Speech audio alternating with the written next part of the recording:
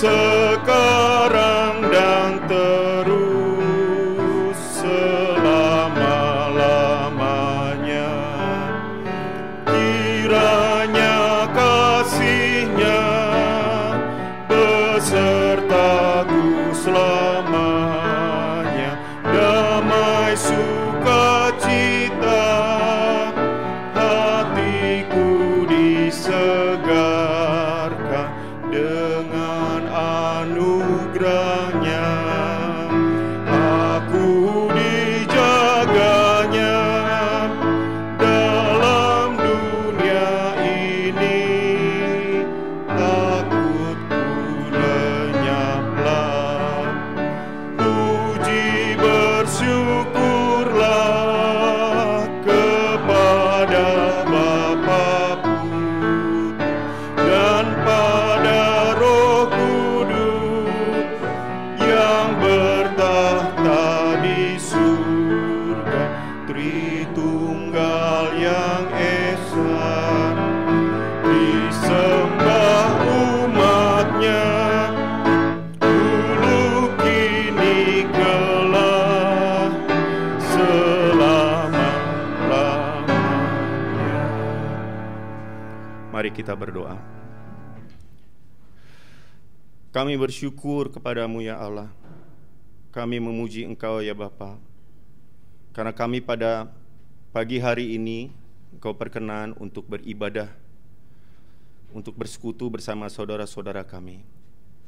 Terima kasih untuk pemeliharaan-Mu, untuk pengampunan-Mu kepada kami yang terus-menerus kami harus jatuh ke dalam dosa, namun terus-menerus juga Engkau mengampuni kami atas pertobatan kami. Biarlah ya Bapa, pujian kami, doa kami, pendengaran firman kami, persuan kami menyenangkan hati Tuhan dan kembali meneguhkan iman kami dalam menghadapi hidup kami selanjutnya menjadi pegangan dan arahan. Kami berdoa untuk seluruh gereja yang ada di muka bumi ini, biarlah terus setia dalam pemberitaan firman yang sejati kepada Tuhan. Di dalam nama Tuhan Yesus kami berdoa dan mengucap syukur. Amin. Bapak silakan, Ibu silakan duduk. Kita nyanyi lagu nomor 2.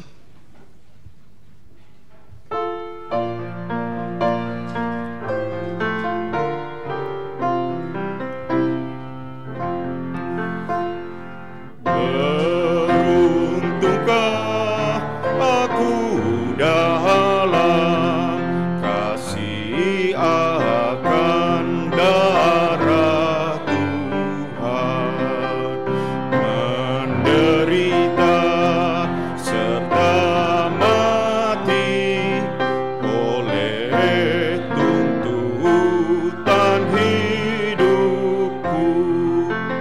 Betapakah anugerahnya, Tuhan telah mati untukku.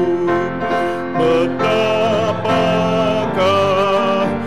anugerahnya, Tuhan telah mati untukku. Ditinggalkan tahta Bapa penuh dengan anugerahnya. Hampakan seluruh hidupnya, angkah kegagalan dunia. Oh Tuhanku ya rahmat-Mu, anugerah-Nya mengangkatku, dan kasih-Mu temukanku. Ku diangkat, dibebaskan, hilang segala hukuman, sebab Kristus itu milikku, yang jadi pokok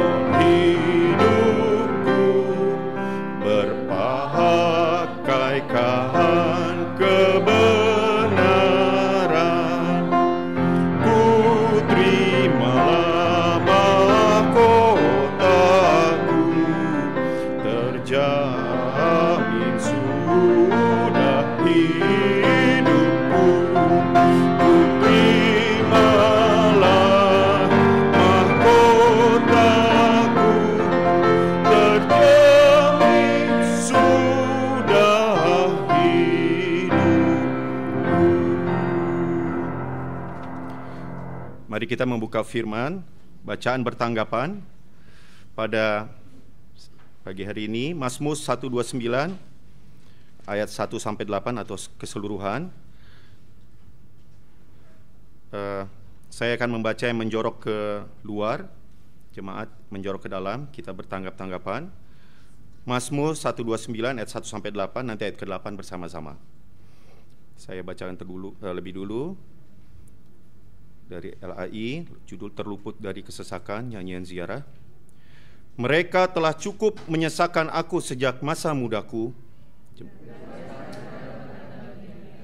Mereka telah cukup menyesakan aku sejak masa mudaku. Di atas punggungku pembajak membajak. Tuhan itu adil, Ia memotong. Semua orang yang membenci Sion, mereka seperti rumput di atas sotoh, yang tidak digenggam tangan penyabit. Bersama-sama, sehingga orang-orang yang lewat tidak berkata, berkat Tuhan atas kamu, kami memberkati kamu dalam nama Tuhan. Tuhan, mari kita nyanyi lagu yang ketiga, Sabdalah Tuhan, hamba dengar.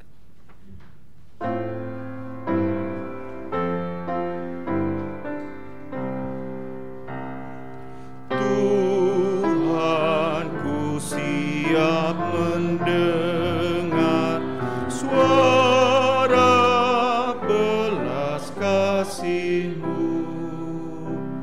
Pandang Dia, dihiburnya, kasih-Nya tak bertara.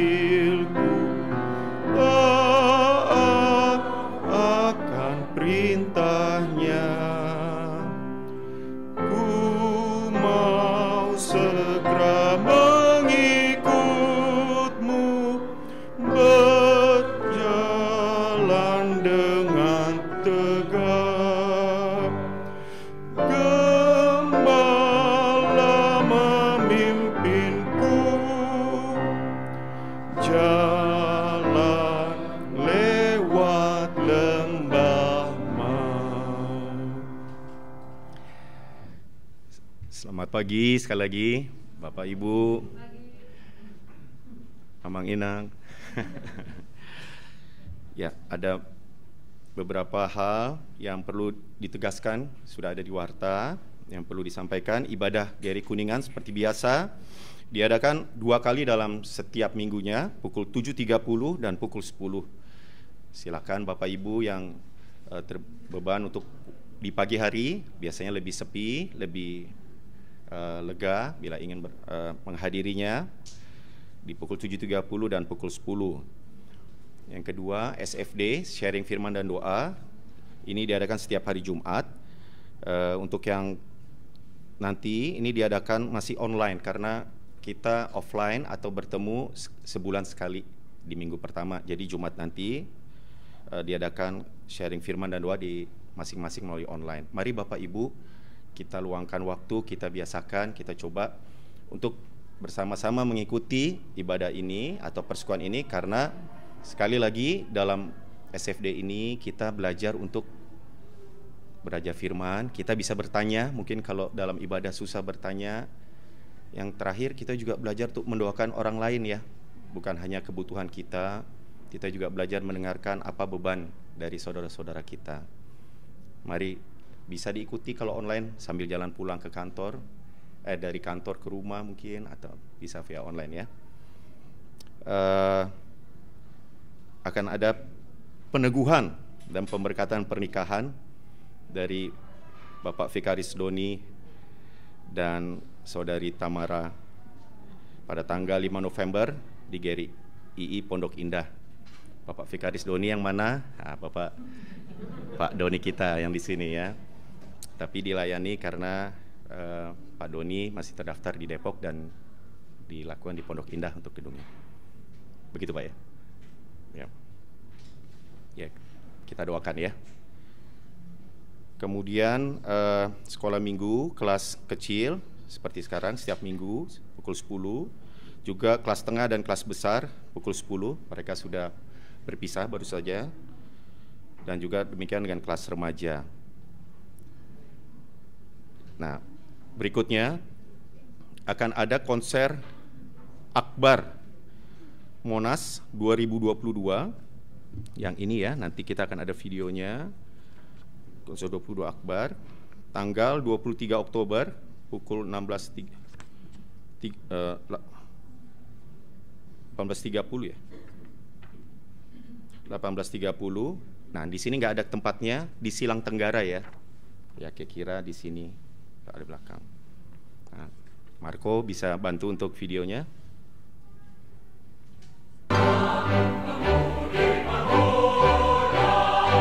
Setiap kota yang maju pasti memiliki nilai kebudayaan yang tinggi dan musik klasik menjadi salah satu cirinya.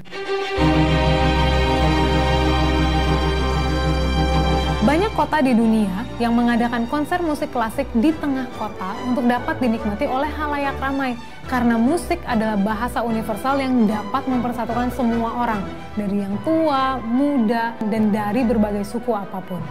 Sekarang, waktunya musik klasik bagi Jakarta.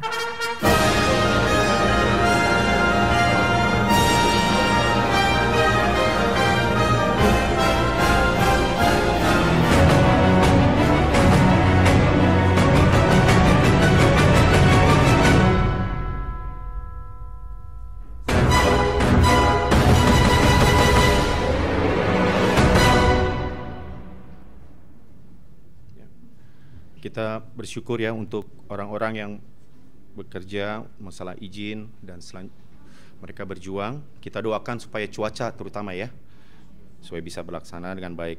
Yang kedua yang perlu ditekankan adalah ini ada dua ya, Speak Antropologi dan Seminar Reformasi. Ini di hari yang sama pukul 8 sampai 16. Jadi ini maraton. Jadi harap Bapak dan Ibu boleh bersiap juga secara kesehatan dan fisik. Speak Antropologi yang kedua, karena yang ini ya, karena yang pertama sudah, dan adanya juga seminar reformasi. Kita tolong Marco videonya.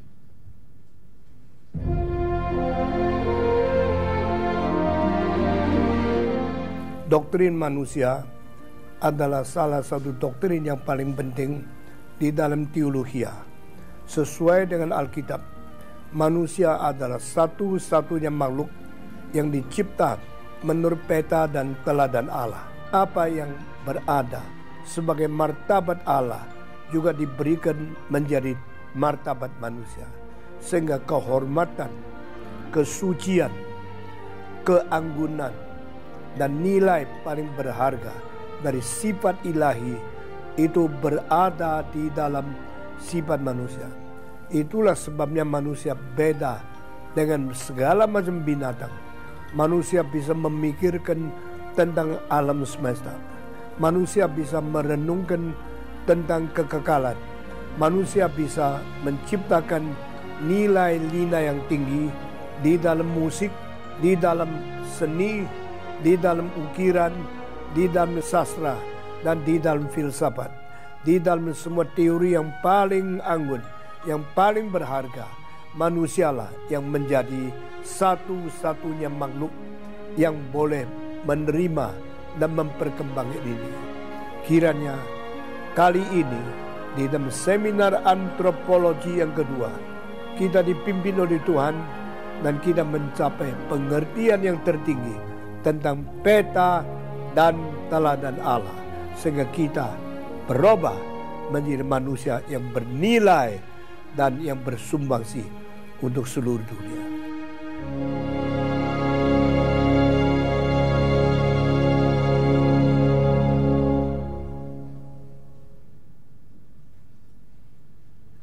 Terima kasih. Kita akan berdoa syafaat. Bapak Ibu mohon bangkit berdiri.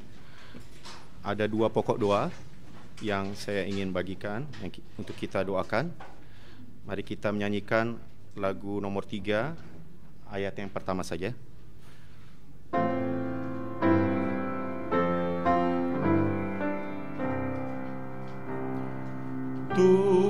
Tuhanku siap mendengar suara belas kasih-Mu. Pandang Dia ku dihiburnya, kasih-Nya tak bertara. Hamba selalu berharap kehendak Tuhan yang nyata. Pokok doa pertama, mari kita berdoa bersyukur untuk kondisi keamanan negara kita, sehingga kita boleh beribadah dengan bebas seperti saat ini. Masih boleh juga ada konser di Monas, di tempat pusat Jakarta. Masih boleh ke KR sekolah. Mari kita berdoa bersyukur untuk pemerintah kita agar terus diberikan hikmat daripada Tuhan. Mari kita berdoa. Terima kasih ya Bapa, kalau kami boleh berada di negara kami, di bawah pemerintahan kami, di mana Tuhan masih mengizinkan kami beribadah dengan bebas. Kami boleh mengadakan konser di tengah kota, di tengah mayoritas yang bukan agama kami. Kami bersyukur untuk boleh KKR ke sekolah-sekolah. Kami mengucap syukur ya Bapak, untuk biarlah Engkau memberikan hikmat bijaksana terus kepada pemerintah kami, agar tetap takut akan Tuhan. Kami berdoa untuk tempat-tempat yang sebaliknya demikian sulit, demikian tertekan. Biarlah Tuhan juga membukakan hati, pikiran para pemimpin, juga pada orang-orang, juga pada gereja, agar boleh terus memberitakan firman di tempat itu seperti yang kami rasakan. Kami bersyukur dan berterima kasih. Dalam nama Tuhan Yesus kami berdoa. Yang kedua, mari kita juga berdoa untuk gereja kita, dimanapun gereja kita berada, dan gereja yang seluruh di muka bumi, agar tetap setia dalam menjalankan panggilannya, memberitakan Injil, bersekutu bersama anak-anak Tuhan, dan juga terus melayani sesama. Mari kita berdoa untuk gereja kita. Kami juga berdoa untuk gereja kami masing-masing ya Tuhan. Di gereja kami yang terus Tuhan pakai untuk kami boleh bersekutu bersama umat pilihan Tuhan. Kami boleh berbagian di dalam mendengar firman Tuhan, bertumbuh. Kami berdoa untuk para gembala, terutama gereja kami, Pendeta Rudi, berikan hikmat bijaksana untuk semua ya Bapak, agar tetap setia dan kokoh dalam memberitakan Injil. Dan juga biarlah gereja kami bertumbuh untuk bisa menjadi melayani sesama kami, menjadi tempat sukacita melihat kerajaan Allah di muka bumi ini. Terima kasih ya Bapa.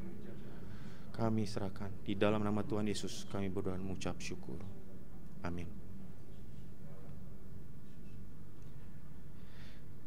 Terima kasih ya Bapa untuk kesempatan kami boleh berdoa.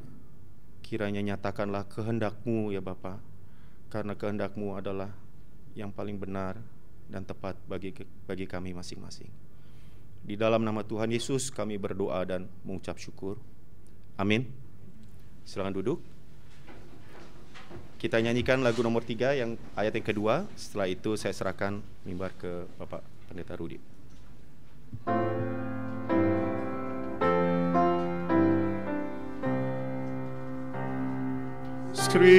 Seringkali godaan dunia mengacaukan jiwaku, suara marahku menggema masuk dalam hatiku.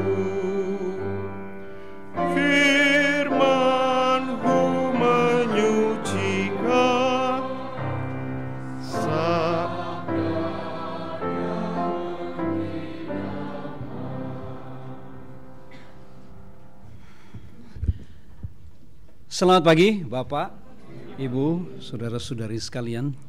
Selamat datang, Tuhan sudah menghibur, menguatkan, dan bisa berjumpa lagi kita di dalam anugerah Tuhan yang selalu baru. Kita akan bersama-sama melihat beberapa gambar sebelum kita akan merenungkan firman. Minta Pak Anwar. Ya.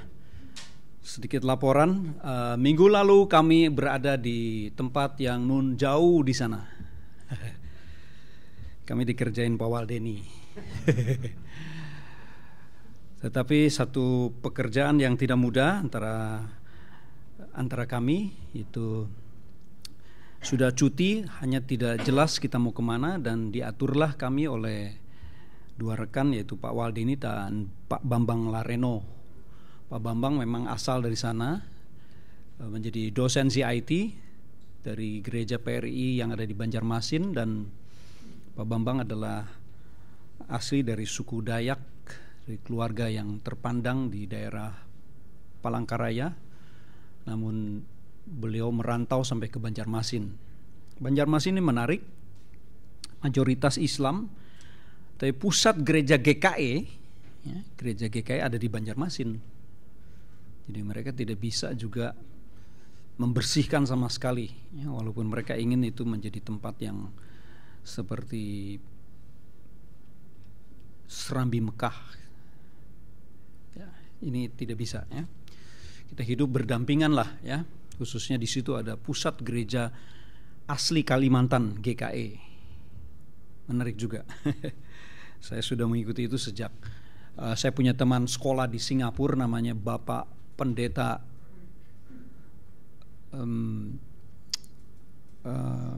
Bapak Pendeta Imei, ya. Aduh, nama depannya kok jadi lupa. Marganya yang tahu. Imei, ya. Itu adalah satu tempat di mana mereka bilang kemuliaan Tuhan, ya, sudah dinyatakan menjadi pusat Kristen, gereja Kristen evangelis GKE.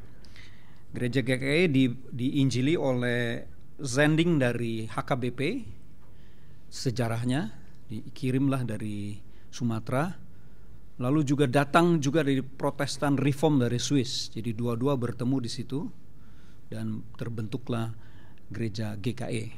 Menarik sekali. Nah, orang-orang Kristen dari suku Dayak ini tersebar ke mana-mana, seluruh Kalimantan. Nah, di daerah Kalimantan Selatan juga ada, tapi sedikit. Ya, teman-teman pergi ke tempat di mana semuanya kampung-kampung Kristen, sekali datang ada 200 anak, 300 anak, 100 anak. Ini sekolah-sekolah Kristen cuma 11, 16, 20. kami pikir mereka juga berhak dong dapat jatah untuk didatangi.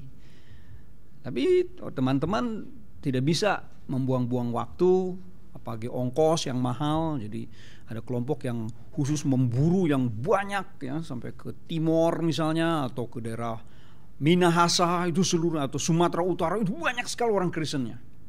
Ya, laporan 53.000 gitu. Waduh, kita minder ya. Tapi yang ini 3.000 3.000 kita mesti ngomong keras juga, karena itu nggak sembarangan.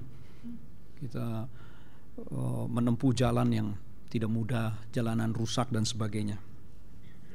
Kita bilang doakanlah supaya Pak Jokowi mampir sehingga jalanan menjadi mulus kembali. Dulu waktu saya 10 tahun ke belakang itu masih mulus jalanan, sekarang sudah banyak sekali yang rusak ya. Ini satu hal yang menjadi pergumulan. Nah, ini dua belum datang, nanti datangnya tengah malam, jadi belum ada di foto di sini, Pak Denny dan istri. Jadi kami sebelum pergi, Pak Will bilang foto dulu di depan hotel gitu. Dan setelah ini kita menyerahkan nasib masing-masing kepada supir masing-masing. Entah mau dibawa kemana, ini kita tidak tahu ya. Lalu saya ambil dua gambar, yang kelas paling kecil hanya 9 orang dan kelas paling besar. Tolong Pak Anwar ya. Ini kelas hanya 9, jauh sekali ya, harus 2,5 jam ke tempat itu. Dan senang sekali berjumpa anak-anak yang ada di tengah pedalaman yang ternyata pintar-pintar ya, cerdas-cerdas. Satu lagi Pak Anwar. Ya, saya rasa saya belum tahu, paling banyak 210, ada yang lebih dari ini, mungkin paling banyak ya, 210 ya. Sekolah unggulan di Kapuas, sekolah SMA Negeri 1 unggulan. Dari 820 ada 210 mungkin Kristen. Macam-macam. Bercampur Kristen ya, ada pendatang banyak, dan ada orang Karo, ada orang Batak, ada dari Manado, campuran, dan majority adalah orang-orang dari suku Dayak yang memang sudah Kristen. Harus cerdas-cerdas. Saya tanya apa saja dia jawab dan tepat ya. Kagum kita. Mungkin makan banyak ikan gabus. Ikan gabus membuat mereka haruan ikan gabus. Lanjut Pak Anwar, demikianlah laporan kita dalam perjalanan. Kita akan merenungkan dua tokoh. Kisah tidak bisa lepas dari tokoh. Seminggu lagi kita akan merayakan reformasi. Ada dua tokoh penting. Yang pertama ada dua foto, yaitu Martin Luther, dan yang kedua adalah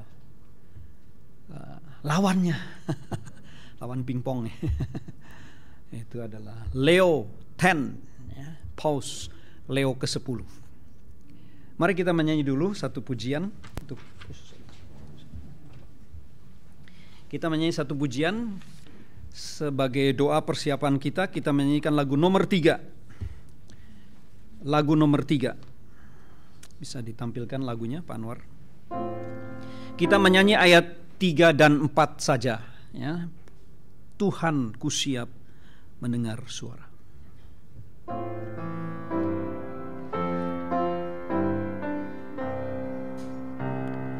Tuhan ku siap mendengar suara-Hu yang beri damai, uji selidiki hatiku, gar memperkenankanmu. Sabdamu memberi berkat, ku cari kehendakmu. Suara Tuhan memanggilku, taat akan perintahnya. Ku mau segera mengikutmu, berjalan dengan tegap. Gembala memimpin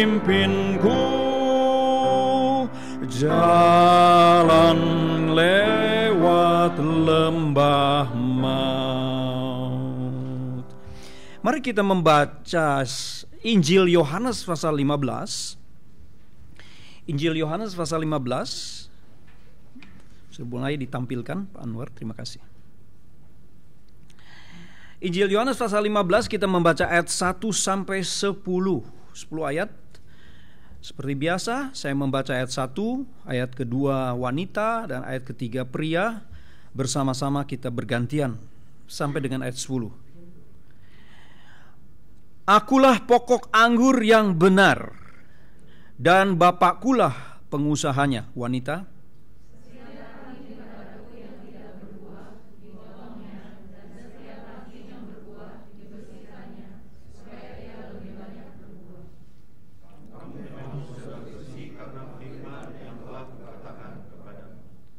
Tinggallah di dalam aku, dan aku di dalam kamu. Sama seperti ranting tidak dapat berbuah dari dirinya sendiri, kalau ia tidak tinggal pada pokok anggur. Demikian juga kamu tidak berbuah, jika kamu tidak tinggal di dalam aku.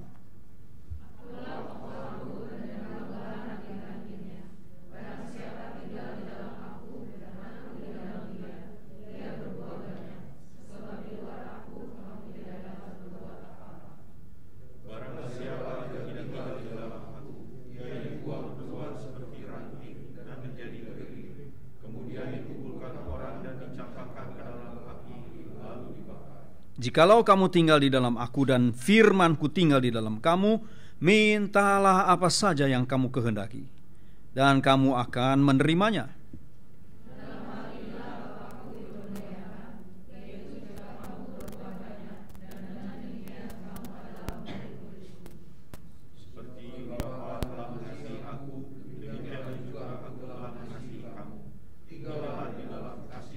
Bersama-sama, jika kamu menuruti perintahku, kamu akan tinggal di dalam kasihku, seperti aku menuruti perintah Bapakku dan tinggal di dalam kasihnya.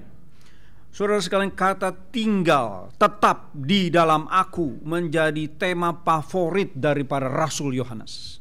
Jika kita membaca di seluruh surat kitab Injil Yohanes, atau kita membaca di seluruh kitab suci Perjanjian Baru, itu ada 98 ayat yang menggunakan kata tinggal tetap.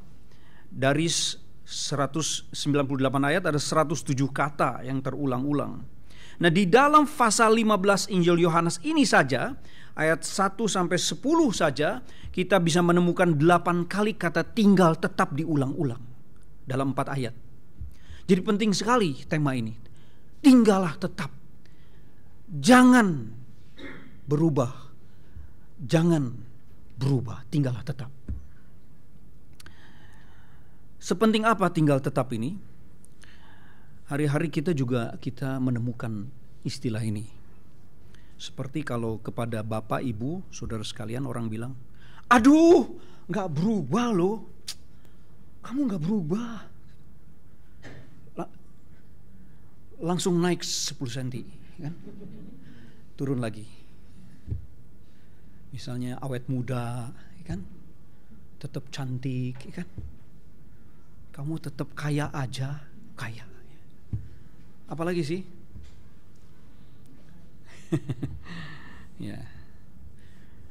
Beberapa teman yang badannya agak subur, pas Stephen Tong bilang, sudah sampai di sini jangan berubah lagi.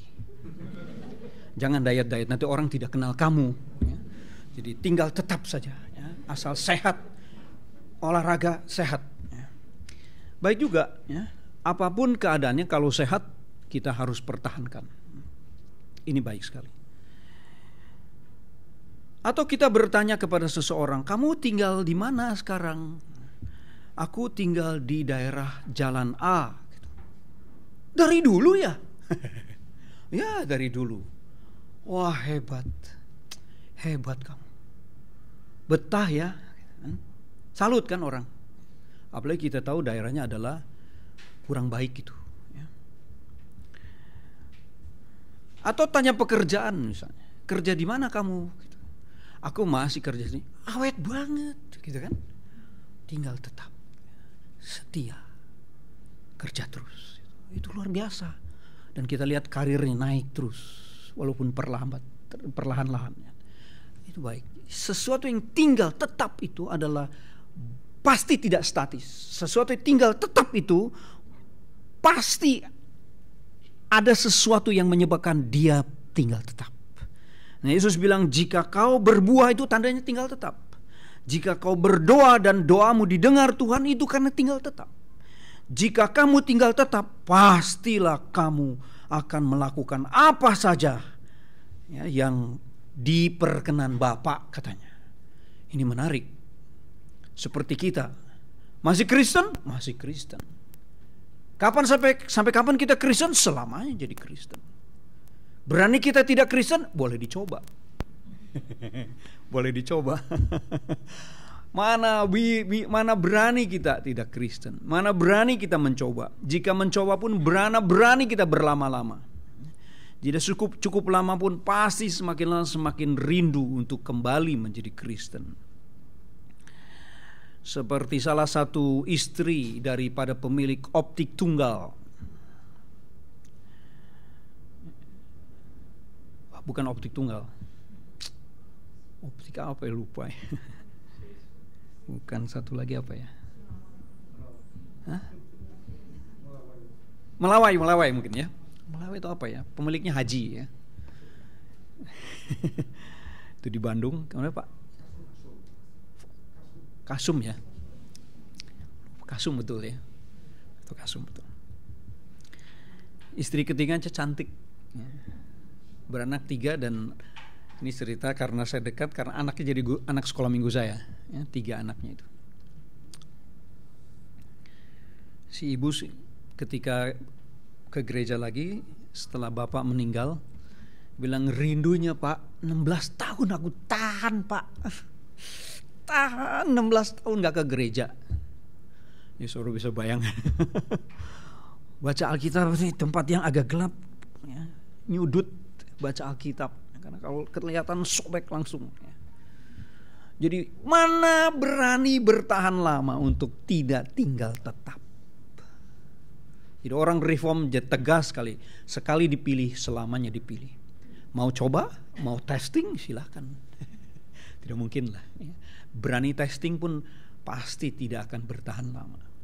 Jadi Yesus sudah bilang jauh-jauh hari, tak mungkinlah kamu lepas dari pokok, itu dari diriku. Percayalah, dia bilang. Janganlah coba-coba. Maksimalkanlah.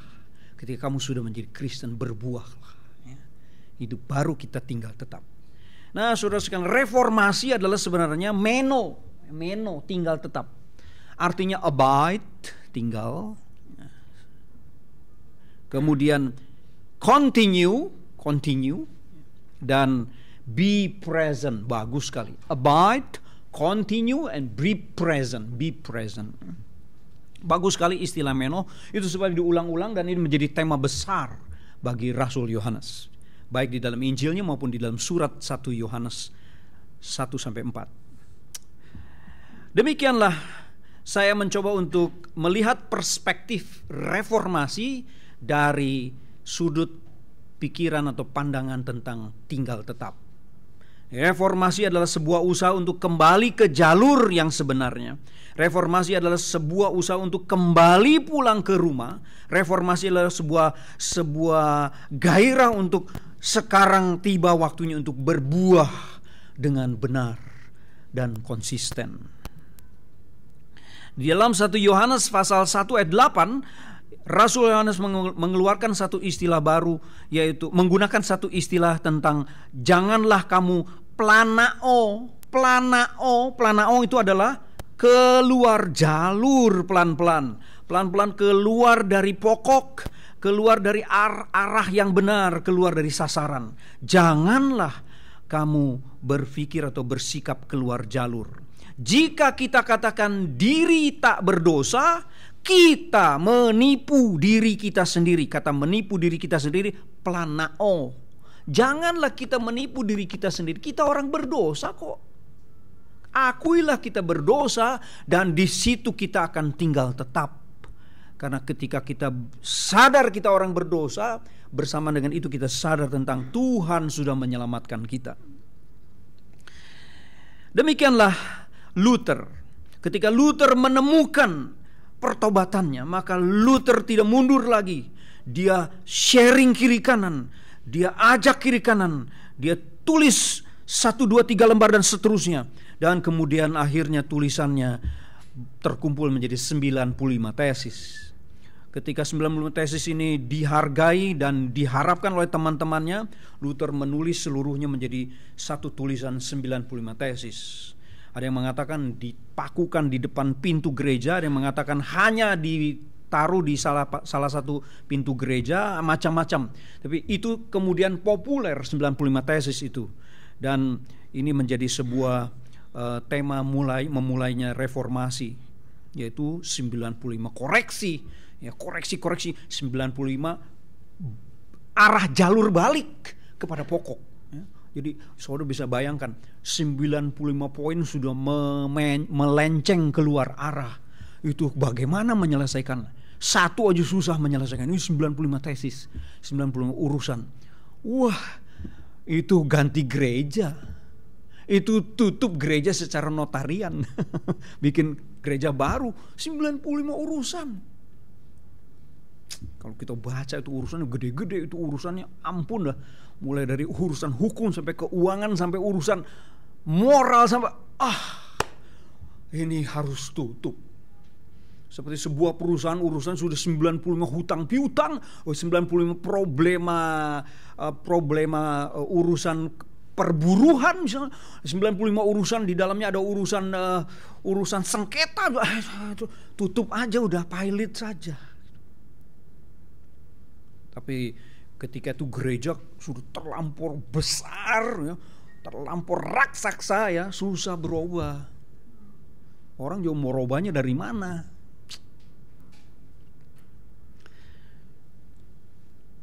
Seperti ada 5 negara dipengaruhi oleh dasar berpikir gereja Katolik, sedang dinyatakan bangkrut oleh dunia. Bagaimana? Mau dibenahi dari mana kalau sudah jadi satu negara? Ya kan? Keuangan minus terus, kemiskinan turun terus, makanan makin kurang. Sampai Yunani kan mau mengumumkan, mengobral, saya mau beli negara kami. Beli satu negara. 160 juta orang penduduknya. Kasih makan di rumah 7 orang aja kita keteter-teter, apalagi kasih makan. Oh, ini negara kok bisa bangkrut tuh bagaimana ya? Jadi saudara bisa bayangkan bagaimana ketika itu ada seorang cacing katanya, seorang cacing kecil katanya. Aku cacing, aku ini cacing, aku ini kecil gitu. Ya, Martin Luther yang bikin terobosan melawan satu raksasa besarnya tak terkira, Katolik. Sudah 1500 tahun berdiri. Itu pasti orang bilang tidak waras dia. Memang Martin Luther tulis dalam buku hari ini, aku tidak pernah ingin keluar dari Katolik. Dia tulis, aku hanya ingin berbicara dan bersaksi tentang pengalamanku berjumpa dengan Kristusku. Wah, itu. Tapi akhirnya digeser. Apa, nggak mau keluar Katolik, keluar ekskomunikasi.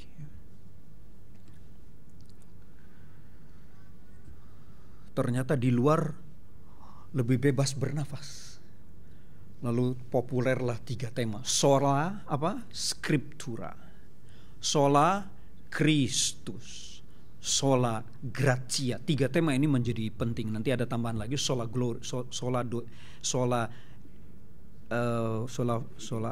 fide, sola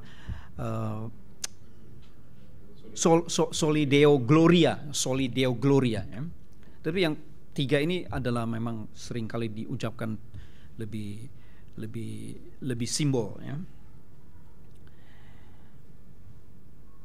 Kita lihat slide selanjutnya, tolong Pak Anwar. Sedikit kita masuk ke dalam sejarah reformasi. Martin Luther sangat membantah misalnya pandangan Katolik tentang indulgensia. Dia percaya keselamatan dan pengampunan dosa semata-mata sebagai anugerah bebas dari rahmat Allah melalui iman dalam Yesus Kristus sebagai penebus dari dosa, bukan dari gereja. Ini sudah diambil alih oleh gereja. Gereja menjadi agen pengampunan. Wah, bagaimana agen LPG boleh, agen pengampunan gak bisa. Mana bisa gereja jadi agen pengampunan? Kalau gereja dipakai untuk mengucapkan kamu sudah diampuni Tuhan, itu kata firman, itu boleh, itu harus. Tapi kalau kamu sudah diampuni dan yang mengampuni saya disuruh omong. Kalau saya nggak omong, Tuhan pasti tidak ampuni. Itu sudah salah. Apalagi setelah diampuni, bayar. Itu lebih salah lagi. Kalau persembahan karena sukacita diampuni, itu memang harus. Itu tidak bisa dibendung orang persembahan. Tapi kalau diampuni, sudah rasa diampuni, bayar. Ini lebih melenceng lagi. Namanya surat indulgensia, surat pengampunan dosa. Ada daftarnya. Kalau saudara ke restoran ada daftar tuh, ya kan? Nasi goreng, ya kan? Nasi goreng spesial berapa, gitu kan? Nasi goreng pakai apa gitu.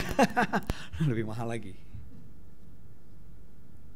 Terus makin lama makin mahal. Terus murah lagi minuman. Minuman sederhana murah. Minuman jus dan sebagainya menjadi mahal lagi. Jadi ada daftarnya. Jadi kalau orang mengaku dosa ke gereja lalu ditanya dosa apa kamu? Bapak, aku curi ayam. Oh, bayar sekian.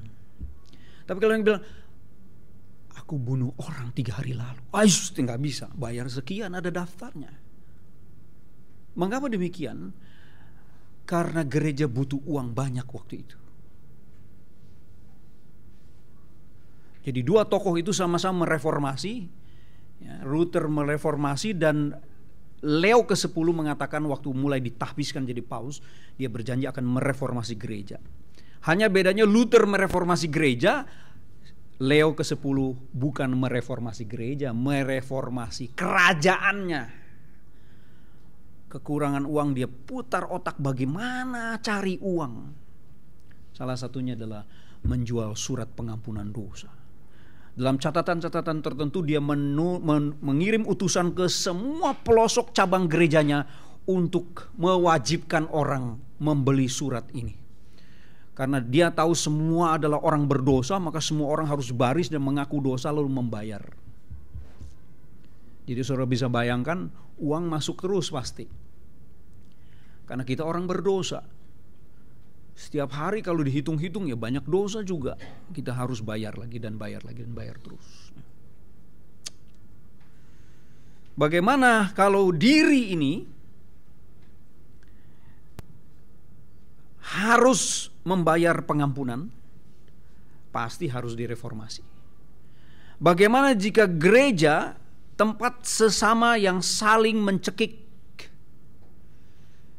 membuat orang bukannya diampuni tambah susah karena harus bayar, harus direformasi. Bagaimana jika pemimpin-pemimpin gereja sudah menggantikan posisi Tuhan? Dia menjadi pelaku otorita yang hidupnya bertolak belakang dengan apa yang diucapkannya. Harus direformasi, tidak ada jalan lain. Pengalaman diampuni Tuhan tak tergantikan dan tak tergoyahkan. Itu satu pengalaman sangat pribadi sifatnya. Satu pengalaman yang susah kita bendung. Kita pasti akan melakukan apa saja demi sukacita pengampunan itu. Saudara pernah mengalami diampuni Tuhan? Apalagi yang pertama kali saudara mengalami diampuni Tuhan? Itu sangat berharga. Saudara harus memeliharanya, harus mengulangnya terus, harus memuliakannya. Tidak boleh saudara lupa kita pernah diampuni Tuhan. Dan terus pengampunan itu berlaku untuk selama-lamanya.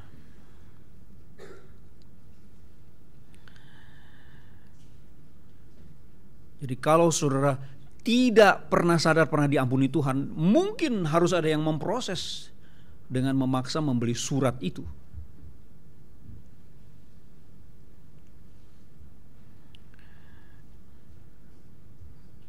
Ketika itu terjadi, reformasi adalah menjadi cocok waktunya, cocok situasinya, cocok keperluannya. Dan Martin Luther yang sedang mengalami diampuni Tuhan tanpa gereja mengampuni. Ketika Martin Luther kecewa dengan pengampunan gereja yang tidak memberikan damai kepada dirinya, dia berjumpa dengan pengampunan yang sesungguhnya. Martin Luther mengeluarkan semua kegelisahannya dalam bentuk tulisan-tulisan yang ditulisnya. Kita lihat dalam slide selanjutnya. Tulisan-tulisan itu adalah membuat Martin Luther menjadi terkenal tetapi negatif. Martin Luther ditarik oleh pemerintah untuk diadili atas permintaan gereja, yaitu dari Paus Leo ke-10. Pada tahun 1520 dia ditangkap. Kemudian Kaisar Romawi Karl ke-5 atau Charles ke-5 mendukung keputusan Leo ke-10, dan kemudian Karl ke-5 menangkap Martin Luther. Jadi Leo ke-10 mengekskomunikasikan Martin Luther keluar dari gereja. Setelah keluar dari gereja itu urusan pemerintahan. Raja menangkap Martin Luther, mengejar-ngejar Martin Luther. Harus mati orang ini karena sudah merusak seluruh tatanan kebudayaan dan wajah gereja maupun negara. Ketika itu gereja dan negara hampir susah dibedakan, saling dukung-mendukung. Paus mengangkat atau mentahbiskan raja. Raja mensuplai segala kebutuhan dari Paus yang sedang mendirikan gereja.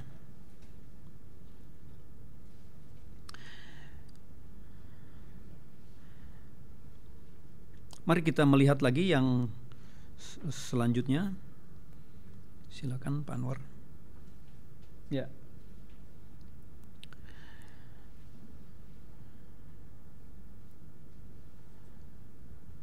Saudara sekalian, kalau kita lihat di Google Pope Leo X,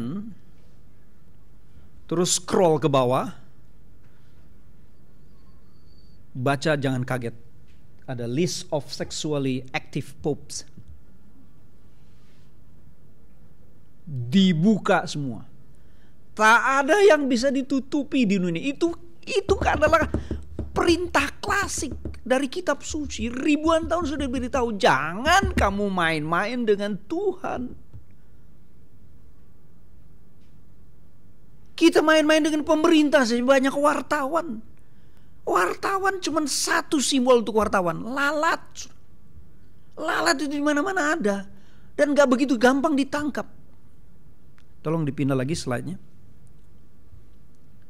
Pada tahun 1531,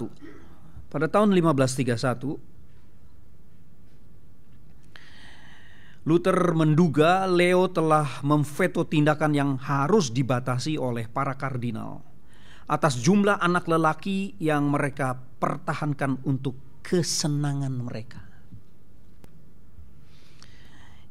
Giovio dan Guicciardini, dua sastrawan penting, mengungkap dengan keyakinan mereka bahwa Leo terlibat dalam kejahatan yang tidak wajar. Terjemahan itu untuk menjelaskan tentang homoseksualitas. Bagaimana gak reformasi, saudara? Tuhan begitu sabar 15 abad. Bagaimana tidak meledak reformasi? Di dalam seminar saya ungkapkan semua ini, kita dalam kebaktian, saudara silahkan klik sendiri.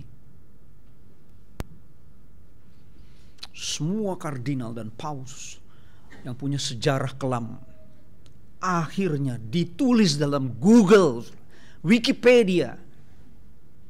Mereka sudah berhasil menutup-nutupi dengan bersih seperti. Nggak bisa.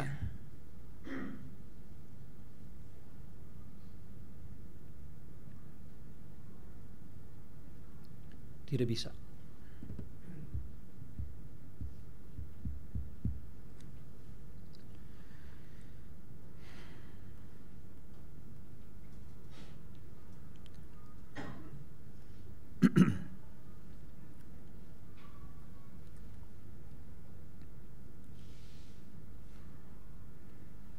Jika tidak akan tersebar ke seluruh dunia, betapa terbuka dan tanpa malu paus dan para kardinal di Roma mempraktekkan praktek-praktek tidak wajar. Lalu kata Leo X, berhenti, kurangilah anak-anak itu supaya tidak bocor ke dunia. Suruh kurangi, bukan hapus, kurangi simpanan masing-masing.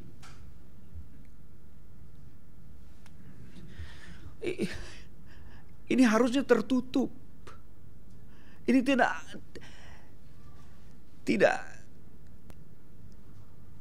tidak wajar untuk dibicarakan. Tidak santun.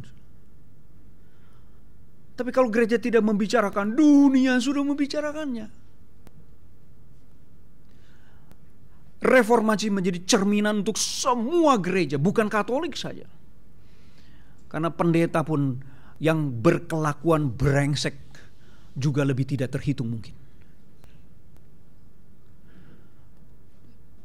Ingat, firman klasiknya mengatakan dia sabar pada titik tertentu dan dia akan mengungkapkan tanpa ada yang bisa menutupi lagi. Saudara, reformasi menjadi sebuah eksodus kembali ke pokok, kembali kepada pusat, kembali kepada arah yang sesungguhnya. Tak ada yang bisa membendung, tak ada yang bisa menghentikan itu. Andai kata Martin Luther mati pun, reformasi akan berjalan terus. Mari kita lanjut. Ada sedikit lagi.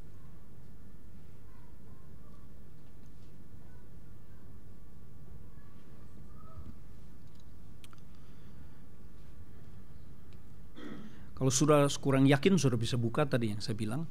Ya, dibuka. Paus keberapa tahun berapa, melahirkan anak berapa. Sulit.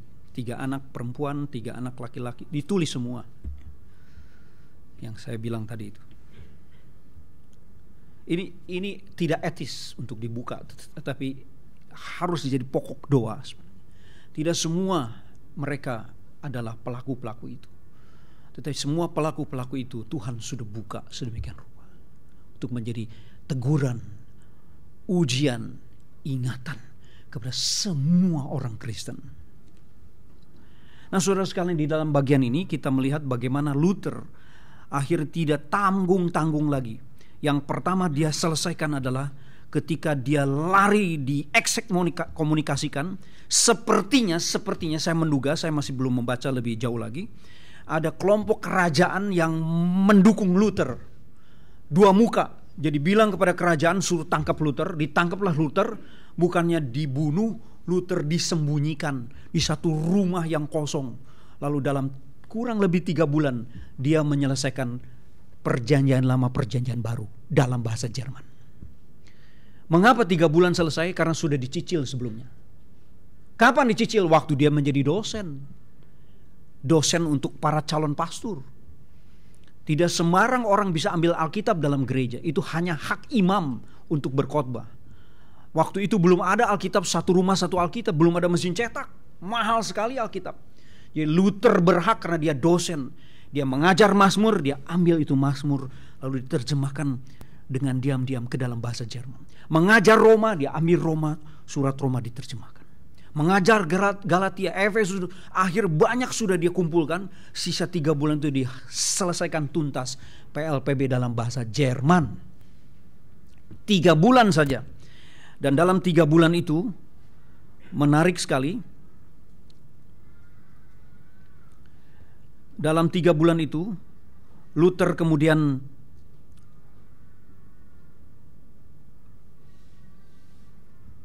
berhasil untuk mengkopi 5.000 kopi buku kitab suci dalam waktu 2 bulan ke depan. 95 tesis saja dalam 2 minggu se-Jerman sudah dapat semua. Selembar 95 tesis itu. Itu belum ada mesin cetak. Mesin cetak masih 1 kali cetak rontok, hurufnya diperbaiki lagi. Cetak rontok, sampai kemudian 10 kali cetak baru rontok. Sampai cek 100 kali cetak mulai rontok gitu. Itu mungkin aku rasa kerjanya 48 jam kali, bukan 24 jam. Itu semua bergairah untuk mendukung reformasi. Semua bergairah karena ada satu environment yang baru. Karena sudah begitu, bahasa Jakarta sudah begitu empet sama keadaan gereja yang gak habis-habis mendatangkan kesusahan demi kesusahan.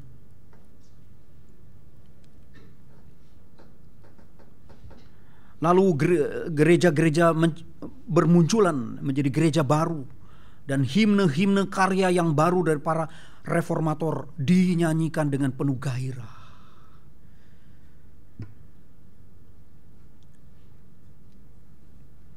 Beda kan dengan karismatik.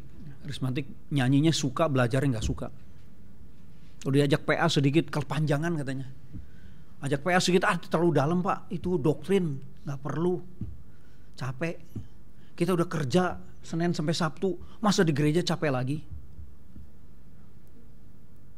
Beda ini. Ini bukan karismatik, ini gereja reform. Mereka belajar, mereka buka kitab suci dengan bebas sekarang, tidak perlu izin imam. Mereka menulis ayat-ayat menjadi pujian yang panjang-panjang dari Mazmur. Kegairahan itu tanpa musik sekalipun mereka bernyanyi dengan sangat confident. Susah, makin susah dicari, makin susah ditangkap. Pernah ada satu kisah buruk. Raja Perancis menjebak 100.000 orang Protestan masuk pesta di dalam kerajaan. Ketika pesta dibakar hidup-hidup. Lagi-lagi Tuhan menyisakan orang dan kemudian lari sebagian adalah ke Afrika Selatan itu. Jahat.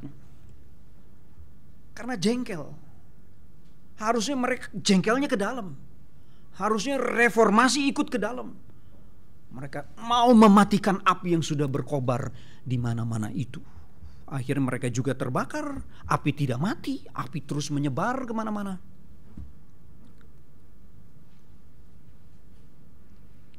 Akhirnya mesin cetak dan otoritas gereja bertarung. Mesin cetak dengan otoritas gereja bertarung. Mesin cetak terus diperbaharui sampai menjadi begitu cepat, menjadi mesin cetak yang mutakhir pada waktu itu. Sementara gereja keteteran. Bagaimana menghadapi para reformator yang makin lama makin banyak itu. Susah. Sekelompok anak muda namanya John Calvin dan kawan-kawan waktu dikejar-kejar oleh gereja Katolik. Dia lari sampai menemukan satu desa namanya Geneva. Nah, sekarang sudah bagus Geneva. Waktu itu masih di pojok, jauh dari Prancis. Diceritakan desa itu kumuh, becek, banyak pemabuk, kotor. John Calvin tinggal di situ. Dia menafsir kitab suci. Dia memperbaiki liturgi gereja. Dia akhirnya menjadi pendeta di gereja itu. Gereja itu besar, kemudian dibersihkan. Orang mulai suka kebaktian karena khotbahnya sangat mengisi pikiran. Dan kemudian dia memperbaiki pemerintahan kota sampai terlahirlah sistem senator. Dan itu yang dikopi semua oleh negara-negara maju sekarang. Mengkopi dari mana? Bukan mengkopi dari sistem Katolik, bukan mengkopi dari sistem Islam, mengkopi dari sistem Protestan yang menetapkan sistem senator. Kecil-kecilan dulunya, kecil-kecilan. Gereja diatur oleh para senator sampai bagus. Lalu semua ekonomi menjadi tertata rapi, berkembang, menjadi kaya kota Geneva. Dan dari kota berkembang menjadi negara. Asalnya kampung desa menjadi kota, menjadi negeri. Lalu negara-negara lain dengar ada satu kampung kok sudah berubah. Ayo kirim orang. Scotland kirim orang, Finland kirim orang, Denmark kirim orang. Lalu sekitar kota itu Jerman juga kirim orang, Perancis kirim orang, Belanda kirim orang. Setelah lulus sekolah di bawah John Calvin, pulang masing-masing mengembangkan gereja reformasi masing-masing. Ini menarik sekali memang. Dan barulah kita kenal namanya negara-negara Skandinavia. Ketika dunia krisis, saya baca di sebuah laporan 0,7% naik terus setiap tahun ekonomi mereka. Memang moral mereka sudah terimbas oleh LGBT lah, perkawinan tidak lumrah lah. Tapi dasar yang ditetapkan oleh founding fathers mereka tidak bisa diganti lagi. Memberkati negeri yang sampai hari ini masih terpelihara untuk menjadi mercusuar bagi negeri-negeri besar lainnya yang kacau balau.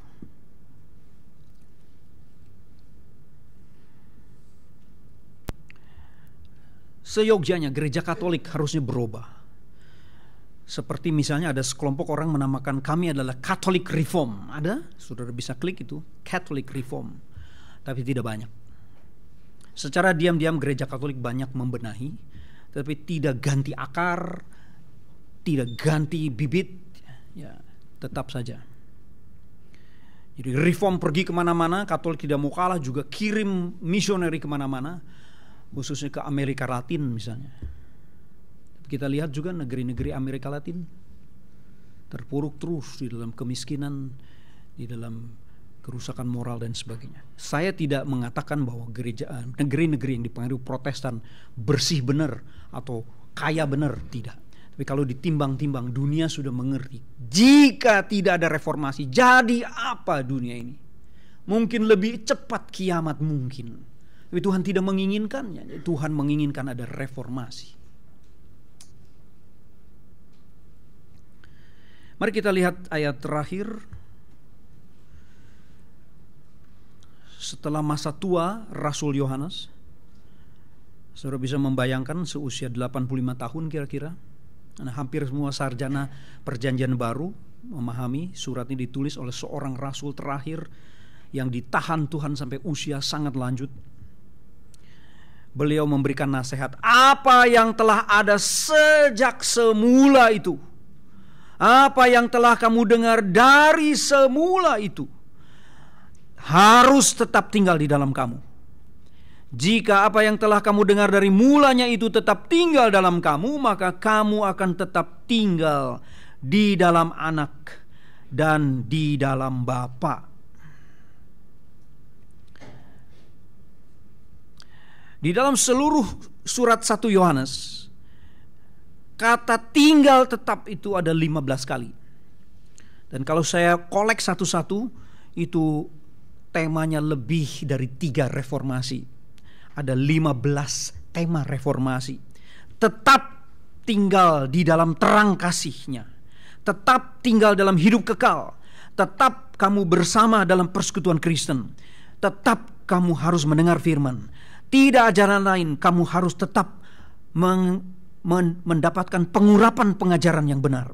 Kamu harus tetap tidak berbuat dosa lagi. Kamu harus tetap menanti pembinasaan iblis. Kamu harus tetap dalam benih ilahi yang melahirkan baru kamu. Kamu harus tetap mengatakan sudah pindah dari kehidupan yang gelap kepada hidup yang terang. Kamu harus hidup tetap di dalam hidup kekal, bukan menjadi milik pembenci dan pembunuh. Kamu harus tetap memiliki pintu hati kasih persaudaraan. Kamu harus tetap memiliki kasih yang melampaui melihat Allah. Kamu harus tetap menerima kasih karunia Roh Kudus. Kamu harus tetap dalam pengakuan Yesus adalah anak Allah. Kamu harus tetap tinggal dalam kasih Allah. 15 poin besar-besar. Dan saya percaya itu dirangkum oleh Martin Luther dalam paling tidak 3 tema besar ini. Sola Scriptura, sola Christus, sola gratia. Tambah lagi sola fide, hanya iman saja. Tambah lagi soli Deo gloria. Sekarang ditambah lagi sola spiritus, atau hanya Roh Kudus. Ada tambah lagi orang tambah-tambah, ya boleh tambah-tambah. Karena Yohanes saja dalam satu surat yang singkat itu ada 15 penekanan penting. Mari kita hargai, kita tetap dalam 1, 2, 3. Terus semua dibicarakan tentang bagaimana kita sebenarnya dipeliharakan Tuhan di dalam keadaan yang terjaga.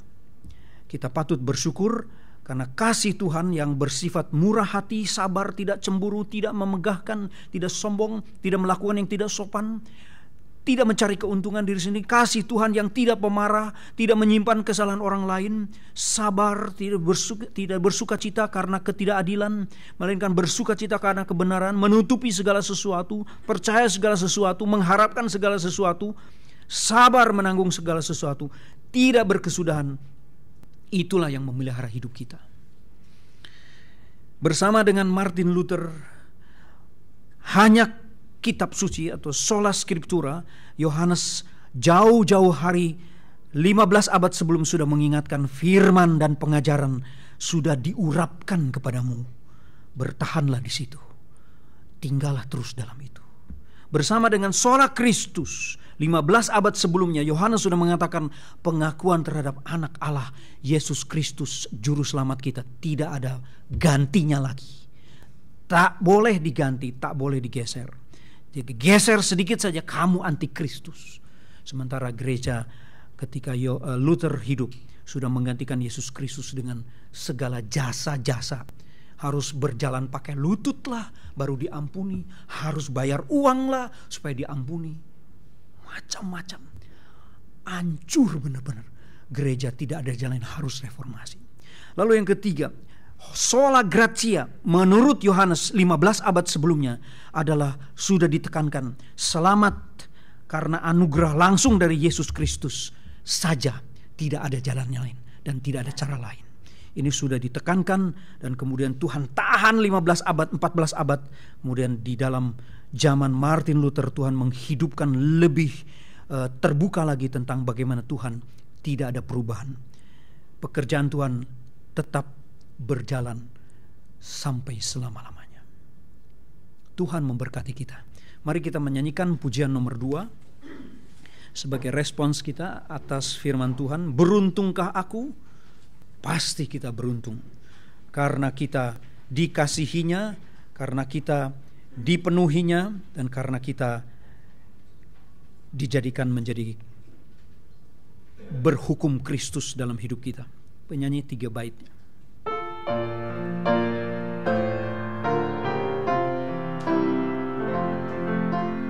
Beruntungkah aku dalam kasih akan darah Tuhan, menderita serta mati oleh tuntutan hidupku.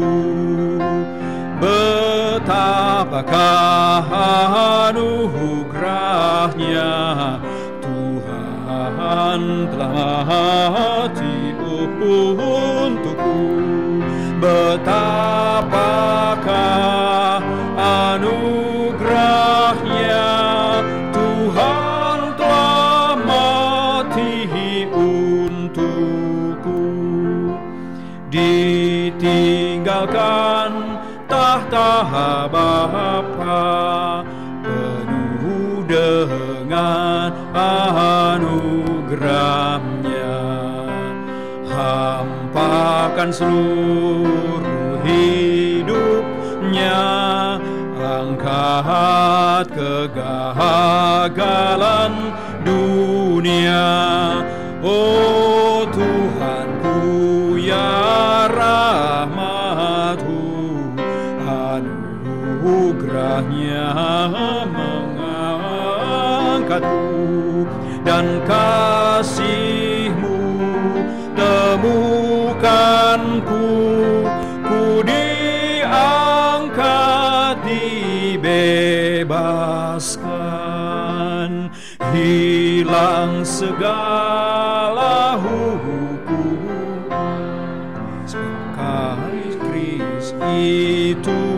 milikku, yang jadi pohon hidupku, berpakaikan kebenaranku. Terimalah mahkotaku, terjamin sudah hidupku.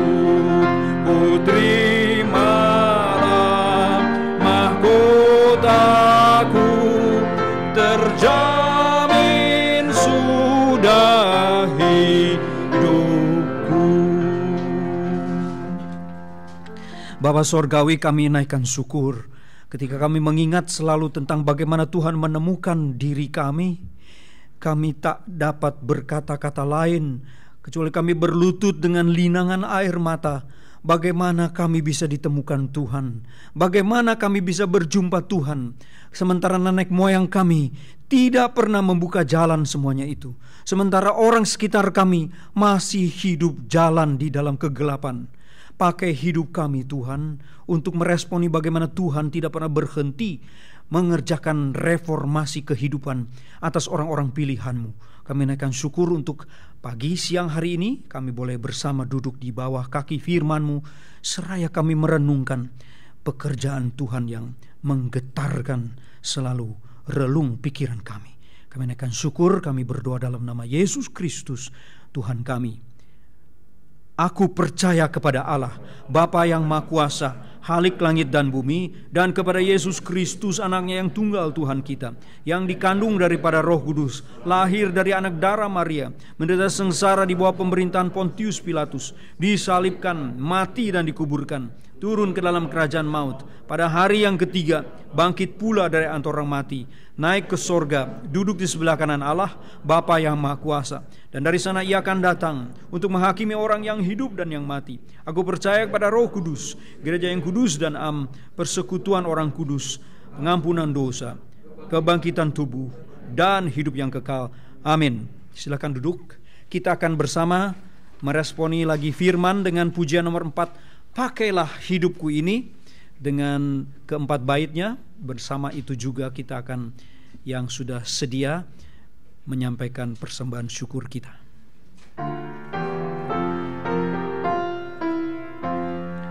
Pakai hidupku ini, seluruh roh dan jiwaku, pakai tanganku ini, hatiku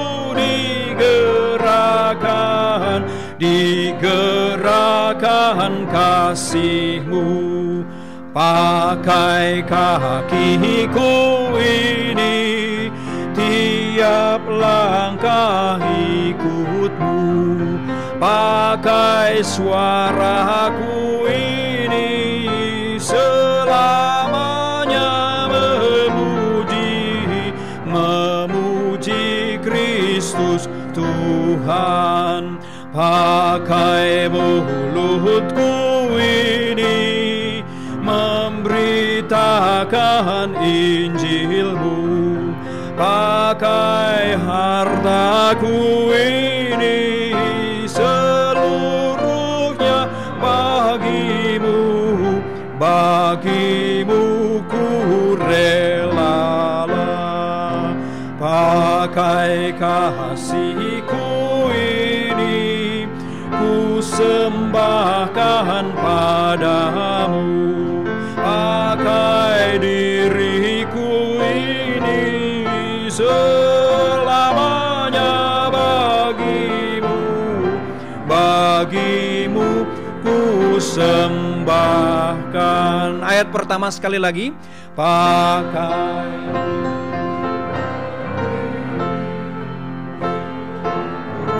Mari kita berdiri. Jiwaku, pakai tanganku ini, hatiku digerakkan kasih-Mu. Kita berdoa untuk persembahan. Kami persilahkan Ibu Donda berdoa. Bapa di surga, kami bersyukur untuk ibadah pada hari ini. Kami bersyukur Tuhan untuk firman-Mu. Biarlah kami boleh tetap tinggal di dalam firman-Mu dan hidup kami berbuah karena kasih-Mu saja. Kami bersyukur untuk hamba-Mu yang setia, Pendeta Rudi. Biarlah Tuhan boleh pakai dia lebih lagi. Kami juga bersyukur untuk persembahan yang kami boleh kumpulkan. Biarlah ini dapat menjadi perluasan pekerjaan Tuhan di gereja Geri Kuningan. Dalam nama Yesus kami berdoa dan bersyukur. Amin. Amin. Doksologi.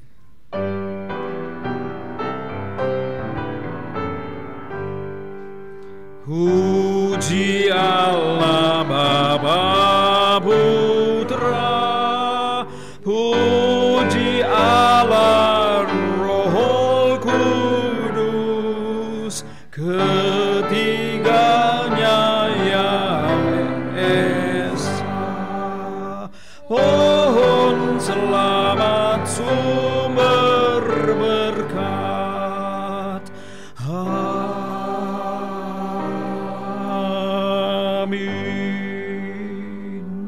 Rindukanlah selalu Tuhan mereformasi diri kita.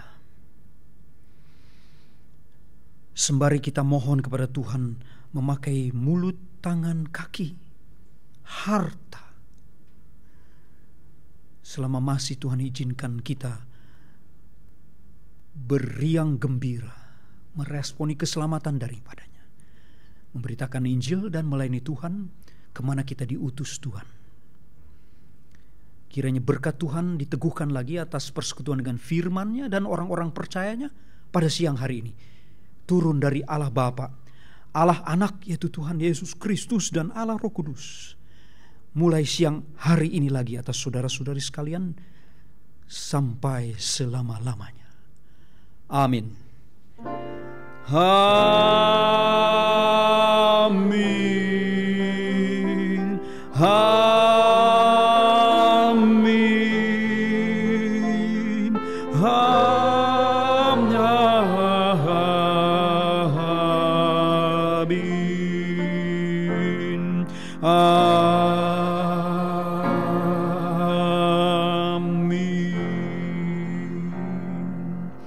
Silakan duduk. Selamat siang. Doa teduh, kebaktian selesai. Tuhan memberkati.